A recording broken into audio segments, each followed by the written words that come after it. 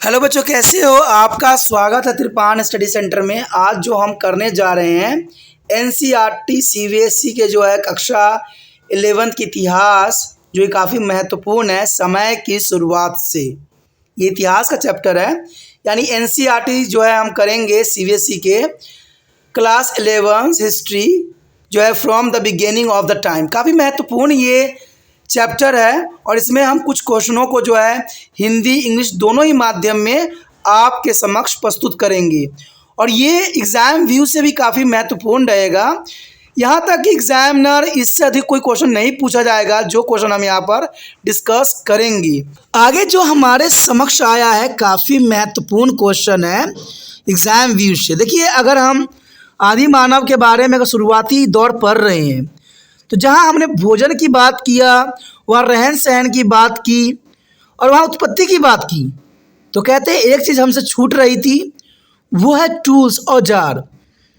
क्योंकि त्रिपान study centre सिर्फ पूरे चैप्टर के सारांश को जो है मेन बनाता है और त्रिपान स्टडी सेंटर का ये विश्वास है कि आपको एग्ज़ाम में इससे अधिक कोई क्वेश्चन पूछ ही नहीं सकता। कोई भी एग्ज़ाम बनाए, कोई भी बात करे, कहते हैं जो क्वेश्चन त्रिपान स्टडी सेंटर छू लेता है वो काफ़ी महत्वपूर्ण बन जाता है।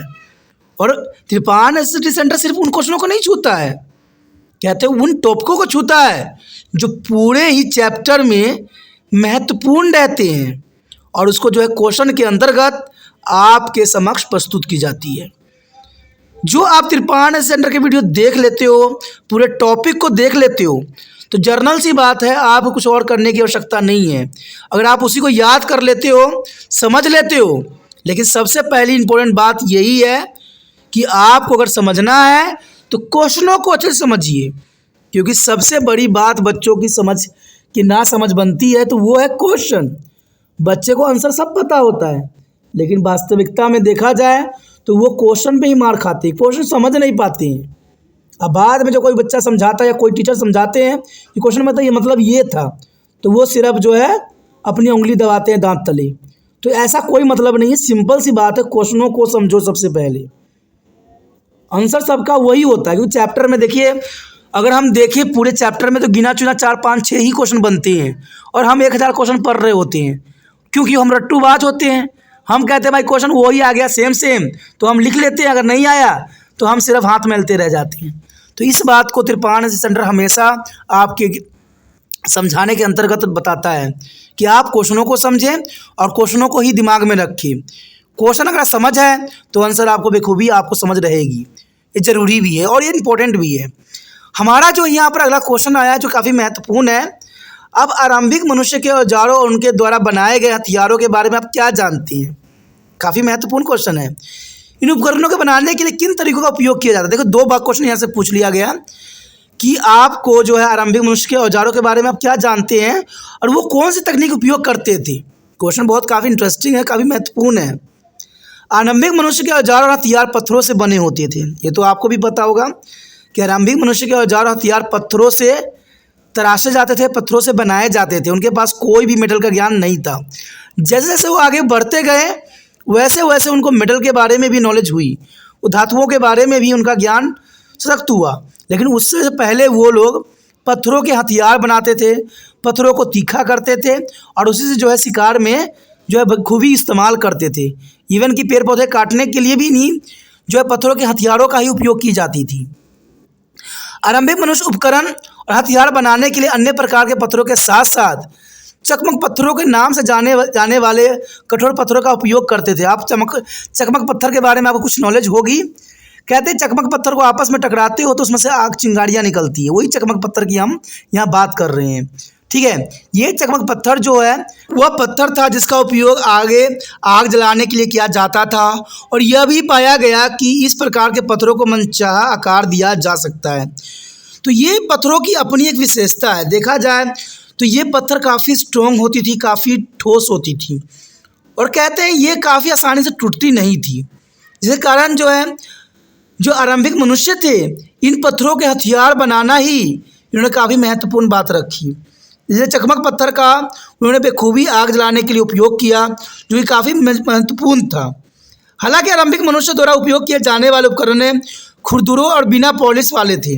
अब देखिए पॉलिश की बात हो तो उस समय उनकी समझ नहीं थी। और खुरदुरे होना कहते हैं जो पत्थर जिस रूप में उनको मिल जाता था उसी रूप में जो है उसका बखूबी उपयोग करते थे। तीखा करने के लिए बेशक वो कोशिश करते थे, लेकिन कहते हैं पॉलिश करना और तराशना उनके उस समय समझ नहीं थी, इसलिए उनका औजार जो है काफ़ी खुरदुरे होते थे और अनपॉलिश होती थी, जो कि काफ़ी महत्वपूर्ण बात यहाँ पर इस क्वेश्चन के अंतर्गत आया है। इन पत्थरों के औजारों के निर्माण और उपयोग के सबसे पुराने साक्ष्य में इथियोपिया और केन्या से मिलती है। तो ये काफ़ी महत्वपूर्ण है, ये दोनों जगह जो है काफ़ी महत्वपूर्ण है, इथियोपिया और केन्या। इन सारे औजार हमें काफ़ी जो है पुराने साक्ष्य में इन्हीं क्षेत्रों से मिली है।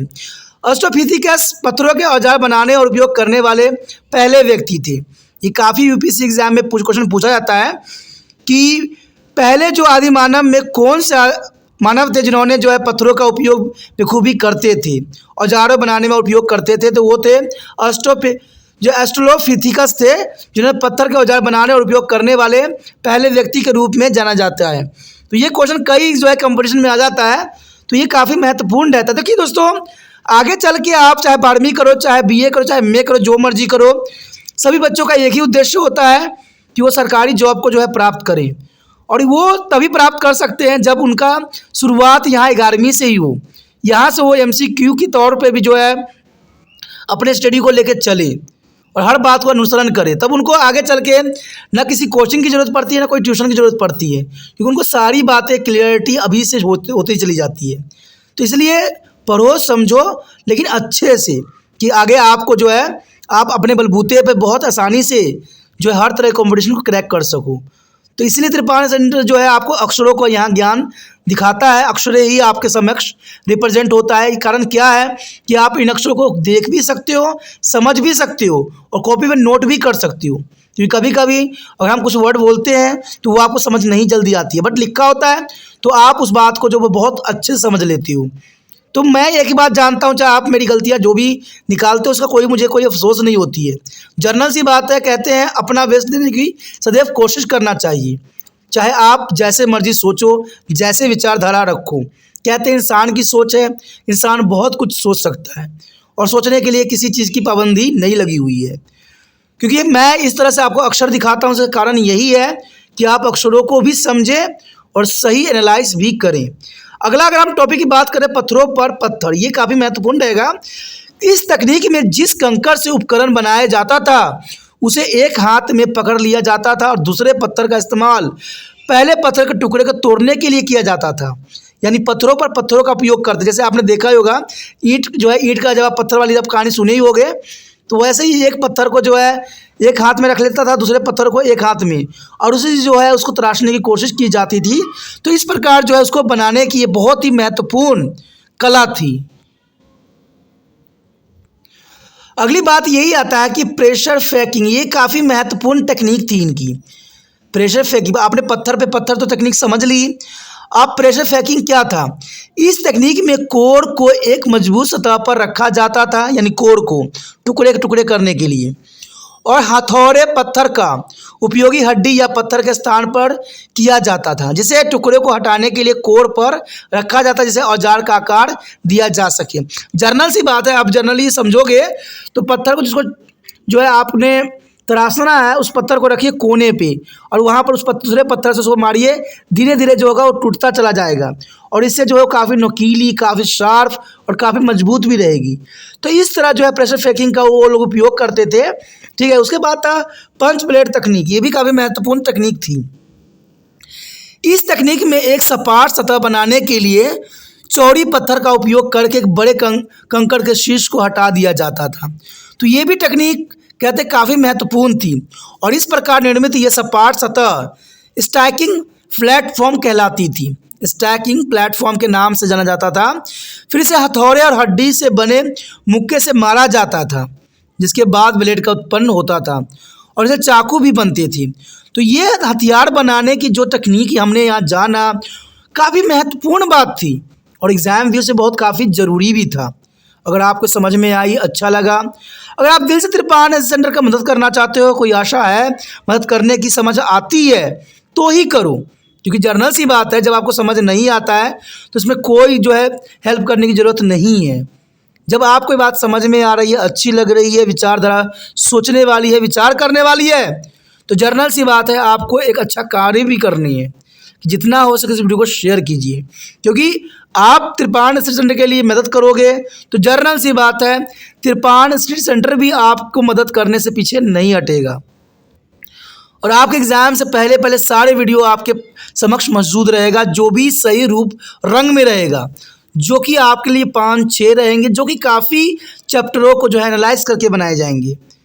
तो इसके लिए कुछ नहीं करना है दोस्तों, शेयर करने के लिए यूट्यूब से लिंक को कॉपी कीजिए और व्हाट्सएप स्टेटस पर लगा दीजिए। पहली बार वीडियो देख रहे हो, पहली बार मेरे चैनल पे आए हो, तो जर्नल सी बात है इनको सब्सक्राइब कर लीजिए और अपने मोबाइल में सेव कर लीजिए, तभी जो है आपको अगले वीडियो का नोटिफिकेशन मिलेगा। जब नोटिफिकेशन नहीं मिलेगा तो आप त्रिपान सेंटर को दोषी मत कहिएगा, क्योंकि इस कंडीशन में आप कहीं ना कहीं दोषी रहते हो, तो सब्सक्राइब करके नहीं सेव करते हो, क्योंकि मैं वहाँ पर देखता हूँ चैनल में बच्चे सब्सक्राइब नहीं करते, सिर्फ देखते हैं और बाद में मैसेज करते कि सर ये वीडियो मुझे मिल नहीं रहा, वो वीडियो मिल नहीं रहा। जर्नल सी बात है, प्लेलिस्ट पे सभी वीडियो जो है आपके क्लास के अंतर्गत लिखे गए हैं, तो मिलेगा तभी ना जब आप चैनल को सब्सक्राइब करके रखिएगा, जब आपके पास नोटिफिकेशन मिलेगा कि कौन सा चैप्टर कब आए हैं। तो दोस्तों सोचिए नहीं, विचार ना कीजिए, सब्सक्राइब करना बहुत ज़रूरी है आप लोगों के लिए।